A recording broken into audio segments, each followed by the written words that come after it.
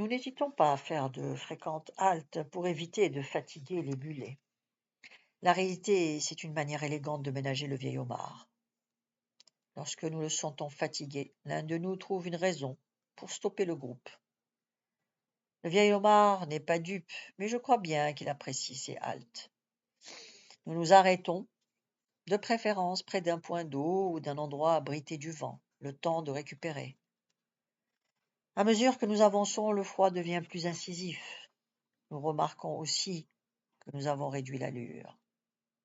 Un peu avant la tombée du jour, nous recherchons un douar pour y passer la nuit. Nous nous arrêtons à une distance respectable, de façon qu'on puisse bien nous voir. Les habitants se méfient particulièrement des voleurs de bétail, et nous ne voulons pas créer le moindre doute. Laissant ensuite nos compagnons avec les mulets, nous allons, le vieil homard et moi, demander l'hospitalité pour la nuit. Elle nous est naturellement accordée. Nous bénéficions ainsi d'un repos salutaire et réparateur. La nuit suivante, dans un douar perché sur une colline, nous recevons le même accueil chaleureux. Nous approchons cette fois du pays kabyle. Le troisième jour, le parcours devient autrement plus ardu. Les chemins plus escarpés et plus étroits nous incitent à la prudence, tant dans leurs tracés sont sobers. La neige les recouvre particulièrement et partiellement, et rend par endroits notre marche périlleuse. Le froid a augmenté sensiblement. Le vent qui souffle par rafales n'arrange pas non plus nos affaires. Je m'inquiète pour le vieil homard. À l'approche d'un ravin, je descends systématiquement de ma monture pour tenir la bride du mulet monté par le vieil homme. J'ai peur qu'il lui arrive malheur. Le soir, nous sommes pratiquement à pied d'œuvre. Au loin, devant nous, une chaîne de montagnes domine l'horizon.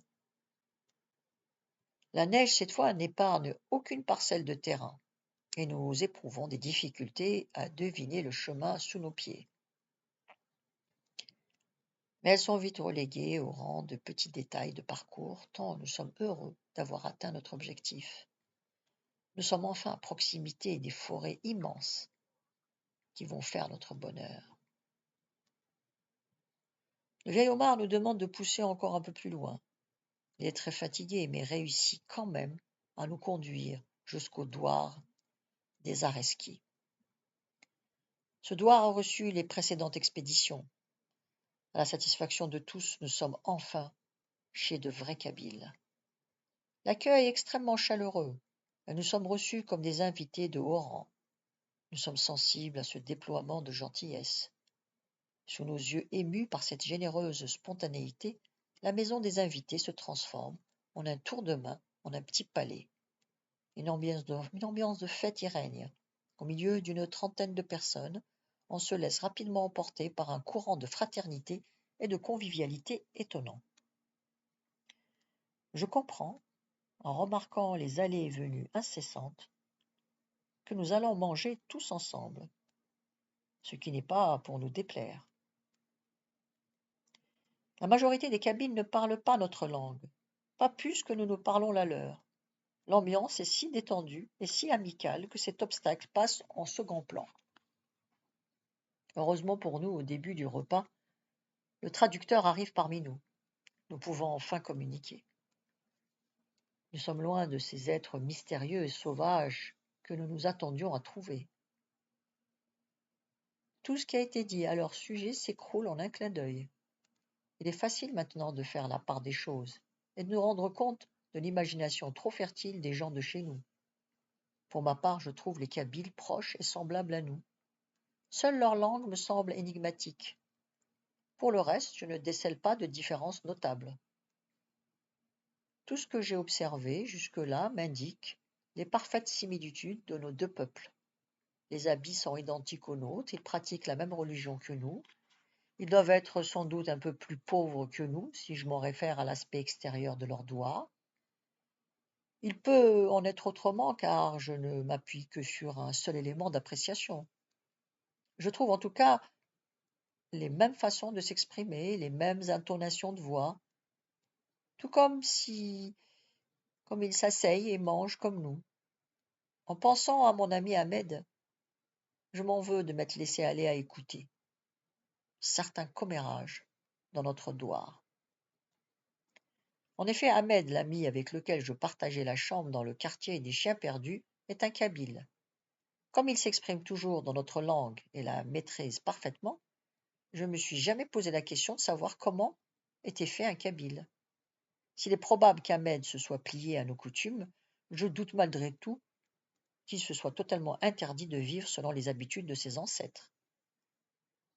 Si je n'ai jamais rien remarqué, cela démontre que les différences entre nos deux peuples sont minimes.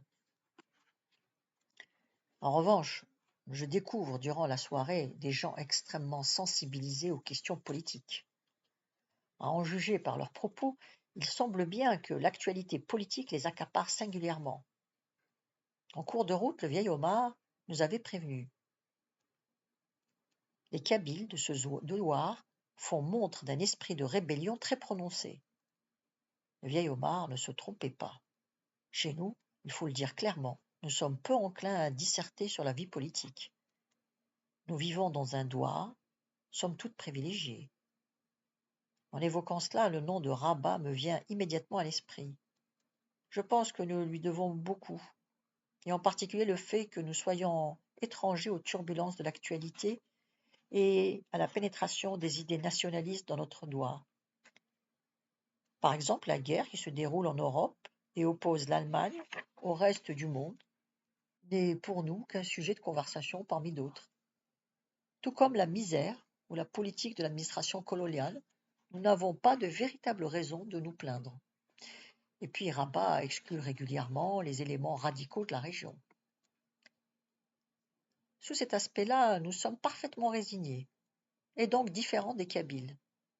D'ailleurs, nous ne pensons pas sérieusement qu'il puisse en aller autrement.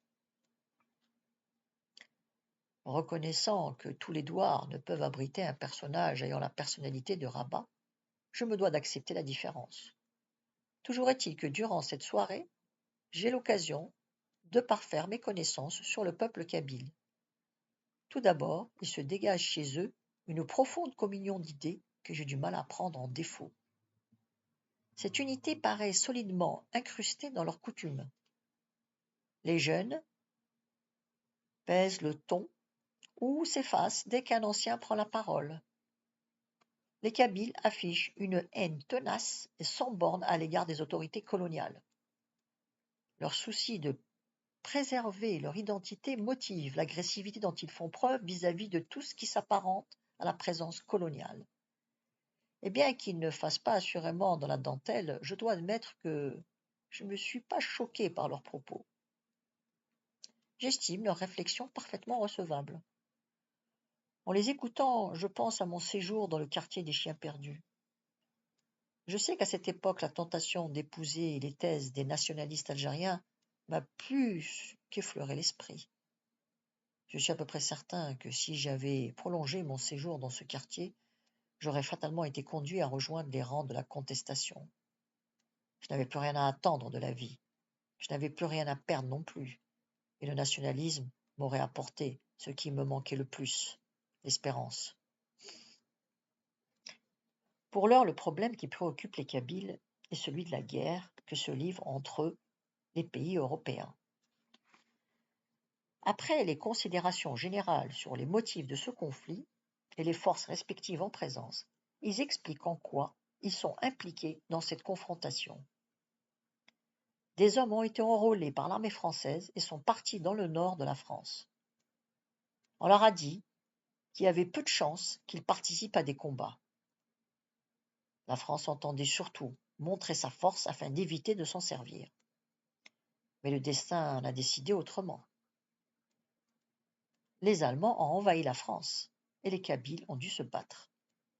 Sur l'ensemble des hommes mobilisés, la moitié n'est jamais revenue.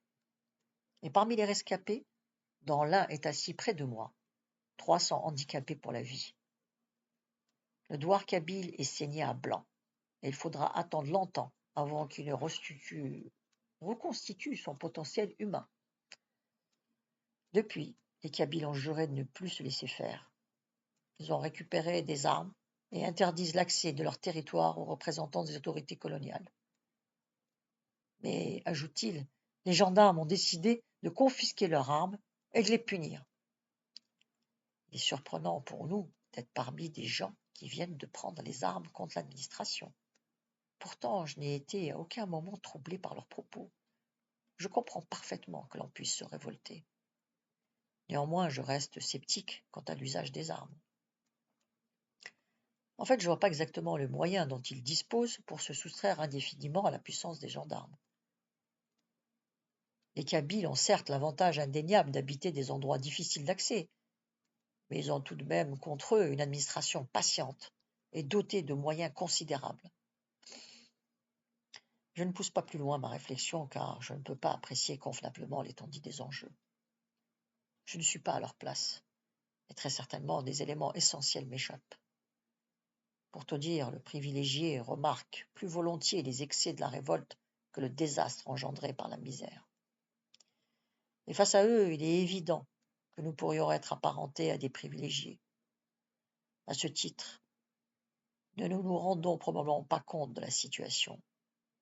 D'ailleurs, comment peut-il en être autrement quand les autorités coloniales vont recruter au fin fond de la Kabylie et ignorent notre douar pourtant très proche de la ville? La logique aurait voulu que nous soyons les premiers sur la liste des mobilisés. Il y a là un privilège flagrant. Lorsque nos hôtes remarquent que le jeune Samir s'est endormi, ils comprennent que nous avons besoin de repos. La discussion cesse et ils prennent aimablement congé de nous. Après leur départ de la maison des invités, j'aurais bien aimé échanger des réflexions avec mes camarades avant de me coucher.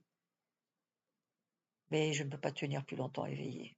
Nous n'avons que le temps de nous souhaiter une bonne nuit avant d'être emportés par le sommeil. Omar me réveille au petit matin. Il est déjà prêt depuis un moment et a hâte de commencer la journée. Il attendait que nous soyons tous debout pour boire son café. Il m'informe que les Kabyles nous ont déjà apporté le petit déjeuner. Nous voyant encore endormis, ils ont préféré revenir un peu plus tard. Je réveille à mon tour nos deux compagnons. Samir dort comme un enfant, et il se fait prier pour se lever. Quant au rouquin, il se lève dès que j'ai prononcé son nom. Nos hôtes nous ont préparé du lait chaud, du café et des galettes. Ce petit déjeuner est pour moi un régal. Pour nous, le café est une denrée rare et particulièrement chère. Nous ne le consommons que parcimonieusement. L'envie de m'en délecter me fait oublier le reste du monde. Tout comme Omar, qui partage sans aucun doute le même plaisir, je bois plusieurs tasses. Le rouquin et Samir sont quant à eux loin de participer à notre dégustation et mangent d'un appétit féroce, à croire qu'ils font des provisions en vue d'un jeûne prolongé. Lorsque nous avons terminé, nous sommes d'attaque pour affronter la dure journée qui nous attend. En sortant de la maison des invités, nous avons mis au point notre programme. À 4, nous pensons raisonnable d'estimer le temps de la coupe du bois en une journée. Si le travail doit se prolonger à cause des mauvaises conditions climatiques, nous dormirons sur place afin d'éviter des déplacements inutiles et pour ne pas importuner à nouveau nos amis. Dans le cas contraire, nous prendrons directement le chemin du retour. Nous avons prévu de remercier chaleureusement nos hôtes et de les inviter à se rendre prochainement chez nous. Les Kabyles ont été si aimables et tellement attentionnés à notre égard que nous ne voulons pas abuser de leur hospitalité une minute de plus. Nous les avons plus démunis que nous, et nous ne désirons pas les mettre dans l'embarras. La suite demain à la même heure. Pensez à vous abonner.